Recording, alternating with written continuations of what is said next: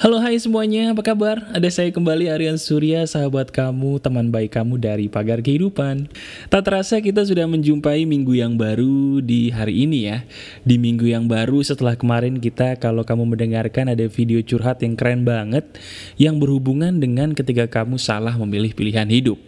Nah, sekarang bagaimana keadaan kamu? Apakah setelah banyak video yang saya bagikan di Pagar Kehidupan kemarin-kemarin, hidup kamu sudah menjadi lebih baik? Kalau memang sudah menjadi lebih baik, bagus. Berarti saya sudah berhasil membuat kamu akhirnya mau praktek untuk merubah hidup kamu sendiri. Nah, kalau memang belum, tidak masalah. Mungkin di video kali ini kamu mau nggak mau menjadi orang yang praktek ya. Karena kali ini teman-teman, kita akan membicarakan sebuah topik yang paling banyak ditanyakan di bagian komentar di YouTube mengenai sebuah pertanyaan. Pertanyaan itu adalah, Mas Bro, kedewasaan dan kebijaksanaan itu apa sih? Dan bagaimana sih cara yang paling masuk akal menurut Pagar Kehidupan untuk bisa menjadi manusia yang bijaksana dan dewasa di dalam hidup ini? Nah sekarang teman-teman, siapa di antara kamu semua yang saat ini merasa kayaknya hidup kamu ini cuma tua di umur deh? Umur kamu mungkin ada yang kepala 2, kepala 3, kepala 4, bahkan mungkin mohon maaf ya, ada yang juga kepala 5, tapi belum mengerti apa sih yang dimaksud dengan kedewasaan dan kenapa kok saya menggabungkan antara kedewasaan dengan kebijaksanaan. Apakah ada kaitannya antara kedewasaan dan kebijaksanaan? Nah kali ini di video yang cukup singkat ini izinkan saya untuk masuk ke pikiran kamu, memberikan ide-ide yang ada di kepala saya, pendapat saya mengenai bagaimana sih cara saya selama ini menjadi manusia yang lebih dewasa dan bijaksana di dalam menjalani hidup. Jadi gini teman-teman, yang namanya dewasa itu sebenarnya sangat sederhana. Saking sederhananya, saya tidak mau panjang lebar mengajarkan kepada kamu bagaimana caranya untuk menjadi dewasa. Cuman saya bilang satu hal yang sangat penting, yang seringkali orang-orang di luar sana, bahkan juga kamu ya, tidak tahu atau belum paham. Hal itu adalah, kamu harus menyadari bahwa yang namanya dewasa ini punya sahabat karib, yaitu kebijaksanaan. Orang dewasa itu adalah orang yang bijaksana. Dan orang yang bijaksana adalah orang yang dewasa. Jadi kalau ada pertanyaan, Mas Bro, dewasa itu apa sih? Dewasa itu adalah ketika kamu bisa menjadi orang yang lebih bijaksana dibandingkan kamu yang dulu. Ketika kamu sudah bisa menjadi bijaksana, itu adalah kedewasaan yang ada dalam diri kamu. Nah sekarang berarti pertanyaannya bukan bagaimana cara menjadi dewasa, tapi pertanyaannya sesungguhnya, bagaimana sih caranya untuk menjadi bijaksana? Nah sekarang, saya ingin langsung mengajak kamu untuk berpikir bersama saya. Ayo, kita berdiskusi melalui pikiran, apa sih yang disebut dengan kebijaksanaan? Nah sekarang teman-teman, coba deh saya nanya sama kamu. Kalau seandainya saya mengatakan kebijaksanaan, siapa yang ada di pikiran kamu? Saya mengatakan nih kepada kamu, bayangkan orang bijaksana. Saya yakin seyakin-yakinnya, kamu akan membayangkan orang-orang yang merupakan tokoh-tokoh besar yang pernah hadir dalam hidup kamu. Mungkin kamu akan membayangkan tokoh presiden yang kamu sukai. Mungkin kamu juga akan membayangkan tokoh-tokoh spiritual, para nabi yang merupakan tokoh-tokoh yang menurut kamu sangat bijaksana. Nah semuanya benar, cuman kamu tahu nggak? Ketika kamu membayangkan orang-orang yang spesialnya bukan main di otak kamu ketika saya berbicara bijaksana, itu loh yang membuat kamu jadi susah bijaksana. Loh maksudnya gimana? Maksudnya gini, kebanyakan orang itu tidak bisa bijaksana karena mereka berpikir bijaksana itu sulit. Padahal sebenarnya bijaksana itu tidak sesulit yang kamu pikir. Bijaksana itu mudah. Bener, saking mudahnya cuman terdiri dari satu kalimat yang sederhana. Begini. Di sini nih kata kuncinya, penting. Untuk menjadi bijaksana, kamu cukup menggunakan sepatu yang dipakai oleh orang lain. Lah Mas Bro nih, mulai sedeng nih. Kita lagi bicarain bijaksana kok jadi ngomongin sepatu tuh Mas Bro. Enggak, denger. Ada pepatah bahasa Inggris yang keren banget dan itu betul. Bahasa Inggrisnya begini, put your feet on their shoes. Artinya, kalau kamu ingin bijaksana, yang perlu kamu lakukan cukup satu hal sederhana, yaitu pakai sepatu yang orang lain pakai, sehingga kamu bisa mengerti bagaimana perasaan mereka dan akhirnya menjadi bijaksana. Pusing ya. Gini, bahasa sederhananya gini. Untuk menjadi bijaksana itu gampang. Kamu cukup memposisikan diri kamu 100% menjadi orang yang ada di sekitar kamu. Ketika kamu bisa memposisikan diri kamu 100% menjadi orang yang ada di sekitar kamu, secara tidak langsung, kamu sudah memakai sepatu mereka karena kamu memposisikan diri menjadi mereka. Dan ketika kamu menjadi mereka, itu adalah kamu yang jauh lebih bijaksana karena kamu mengerti betul bagaimana sih perasaan mereka, bagaimana sih cara pikir mereka, seandainya gue ada di posisi mereka. Nah, sekarang saya akan langsung mengajak kamu praktek kali ini tanpa berbasa-basi supaya kamu bisa langsung mengerti betul bagaimana sih rasanya menjadi orang bijaksana. Prakteknya sederhana. Sekarang saya minta tolong kepada kamu, bayangkan satu orang yang sedang kamu kesel banget sama nih orang yang membuat kamu tuh kayaknya nggak bisa maafin dia atau belum bisa tenang gitu kalau kamu mikirin dia. Pikirin orang itu siapapun. Saya akan kasih contoh ceritanya kamu lagi ribut sama orang tua ya. Mungkin kamu seorang anak lagi ada konflik sama bapak ibu kamu, lagi bertengkar gitu ya. Baik bapak atau ibu dan kamu kesel banget. Sekarang saya minta tolong kamu bayangin orang yang kamu keselin tadi. Saya kasih contoh ceritanya kamu lagi ribut dengan orang tua. Nah sekarang coba deh, sambil kamu membayangkan orang tua, seandainya kamu kesel dengan orang tua kamu, posisikan diri kamu menjadi mereka. Kamu lagi ribut sama bapak kamu nih. Sekarang kamu posisikan diri kamu menjadi bapak kamu. Caranya bagaimana? Caranya sederhana. Sekarang kamu pejamkan mata. Sambil kamu pejamkan mata, kamu bayangin bahwa diri kamu adalah mereka.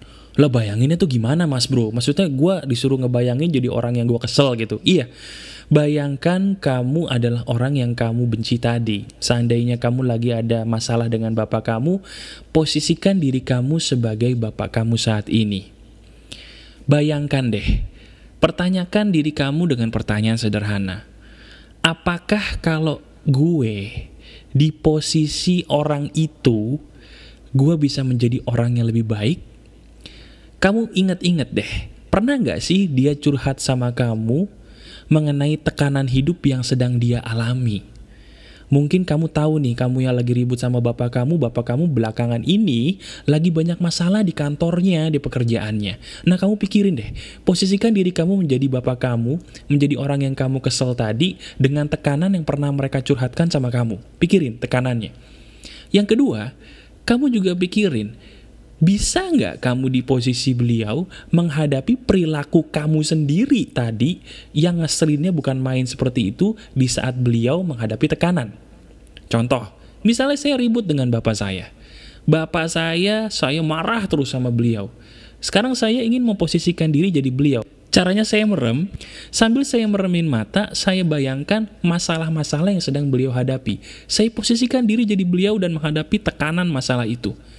Kemudian setelah saya membayangkan diri saya menghadapi tekanan yang sama seperti seorang yang saya kesel tadi, saya juga bayangin ada diri saya di situ sebagai seorang anak, kemudian melakukan tindakan-tindakan yang persis sama seperti yang saya lakukan kepada bapak saya. Saya tanyakan lagi, kalau saya sedang menghadapi tekanan pekerjaan seperti ini, kemudian saya punya anak kelakuannya kayak begini, saya marah nggak? Saya ngomel nggak? Nah karena saya berpikir seperti itu, biasanya saya akan merasa, oh iya ya, kalau gue di posisi bapak gue, tekanan hidup gue banyak, kemudian gue ngelihat anak gue kayak begini kelakuannya, gue bakal marah juga. Berarti kalau saya menemukan jawaban itu, berarti saya wajar dong sebagai seorang anak dimarahin bapak. Ngerti teman-teman ya? Ngerti nggak nih? Iya kan? Ketika saya bisa mengajak kamu untuk memposisikan diri jadi orang yang kamu keselin tadi, 100% aja. Kamu ngerasa bahwa, iya ya, gue kalau di posisi dia mas bro, gue juga bakal marah kok. Gue juga bakal kesel kok. Bukan cuma dia doang, gue juga bakal kesel kalau di posisi dia menghadapi kelakuan gue yang amit-amit. Ini loh, ini adalah sebuah perilaku yang sebenarnya perlu kita latih teman-teman. Karena kalau kamu bisa memposisikan diri 100% menjadi orang lain, kamu akan merasa bahwa, oh iya ya, ternyata belum tentu orang yang kita pikir jahat itu jahat loh. Belum tentu orang yang kita pikir ngeselin itu sebenarnya ngeselin. Bisa jadi kita. Bener, bisa jadi kita sebagai manusia yang membuat mereka tuh berhak kesel sama kita, berhak jahat sama kita. Coba, sekarang saya ajak kamu berpikir lagi. Berpikir lagi mengenai orang yang kamu keselin tadi. Bener nggak? Orang itu jadi kesel sama kamu karena kamu sendiri yang perilakunya ngeselin sama dia. Cara taunya bagaimana, Mas Bro? Kamu posisikan diri jadi dia. Posisikan diri jadi dia. Pikirkan masalah-masalah hidup yang pernah dia curhatkan sama kamu. Mungkin dia pernah curhat keluarganya berantakan, mungkin dia pernah curhat tekanan kerjaan. Pikirkan diri kamu jadi dia. Ketika kamu memposisikan diri jadi dia, sekarang kamu tanyakan, wajar gak sih kalau aku di posisi dia bakal melakukan hal yang sama seperti yang sudah dia lakukan? Biasanya kamu akan berkata, iya, ternyata iya ya, bukan dia yang salah, tapi gue yang selama ini berpikiran terlalu jauh tentang orang itu. Nah, kalau kamu berkata begitu, wajar dong dia jadi marah sama kamu, ngeselin sama kamu, karena kamu sendiri ternyata yang membuat mereka menjadi seperti itu. Ups. Nah, dengan memposisikan diri menjadi dia, kamu akan menyadari, oh iya ya, wajar juga sih dia udah ngelakuin hal buruk gitu sama gue. Karena ketika gue menjadi diri dia 100% Mas Bro, gue sekarang paham betul kenapa ya dulu dia nyakitin gue. Nah, ketika kamu paham betul, itu tandanya kamu sudah bijaksana. Jadi kata kuncinya adalah paham betul. Buat diri kamu paham betul, kenapa sih tuh orang ngelakuin hal seperti itu sama gue. Caranya supaya untuk bisa paham betul, posisikan diri kamu 100% menjadi dia. Misalnya kamu ngelihat, aduh, gue punya tokoh politik Mas Bro difitnah terus. Gue kesel deh tuh sama yang ngefitnah tuh. Sebelum lu kesel, lu posisikan diri dulu jadi dia. Lihat historinya. Dia itu siapa? Dibesarin di mana? Bagaimana keadaannya? Posisikan diri jadi dia. Kalau lu di posisi dia, lu yakin lebih baik dari dia? Enggak juga sih. Ya udah. Dengan begitu kamu paham betul kan kenapa dia begitu? Iya. Nah, ketika kamu paham betul, kamu lega nggak? Iya. Ya udah, berarti kamu sudah menjadi manusia yang bijaksana. Gampang kan? Gampang kan teman-teman? Iya kan? Jadi intinya, supaya menjadi bijaksana, posisikan diri kamu jadi dia 100%, rasakan 100%, pahami latar belakangnya, masalah-masalah yang pernah dia hadapi dalam hidup. Dari situ kamu akan sampai kepada sebuah tahap yang disebut paham betul. Nah, ketika sudah paham betul, itu kamu sudah bijaksana. Jelas gak nih teman-teman? Jelas ya. Jadi saya beli kesimpulannya begini. Untuk menjadi bijaksana itu gampang. Caranya posisikan diri kamu 100% menjadi dia. Ingat masalah-masalah yang pernah dia curhatkan sama kamu. Kalau kamu gak tahu masalah hidupnya seperti apa, perhatikan latar belakangnya. Di mana dia dibesarkan? Bagaimana kehidupannya? Bagaimana pendidikannya? Ketika kamu sudah memposisikan betul 100% jadi dia, kamu tanyakan, apakah kalau kamu di posisi dia, kamu bisa menjadi lebih baik dari dia? Karena jawabannya, biasanya belum tentu kamu bisa jadi lebih baik dari dia. Dari situ, kamu akan sampai kepada sebuah titik yang disebut titik paham betul kenapa orang itu melakukan tindakan tersebut. Nah, ketika sudah paham betul, itulah kebijaksanaan yang sejati dalam diri kamu. Gampang kan? Nah, teman-teman, ayo. Yuk kita jadi orang yang dewasa dan bijaksana menggunakan cara pagar kehidupan, menggunakan cara yang saya ajarkan berikut ini. Oleh karena itu teman-teman, sambil kamu mempraktekannya, coba kamu lihat layar kamu sekarang deh. Di sebelah kanan tuh ada video-video lama saya yang bagus-bagus banget yang mungkin kamu belum sempat nonton. Video zaman dulu kala ketika pagar kehidupan baru berdiri. Nah silakan kamu klik sebelah kanan ya, itu ada video lama saya yang sudah banyak menolong orang dan bisa jadi menolong kamu. Silakan kamu klik dan kamu praktekkan. Masih ada saya sahabat kamu Aryan Surya dari Pagar Kehidupan, selalu keep spirit, keep sharing, and keep loving. Bye-bye semuanya.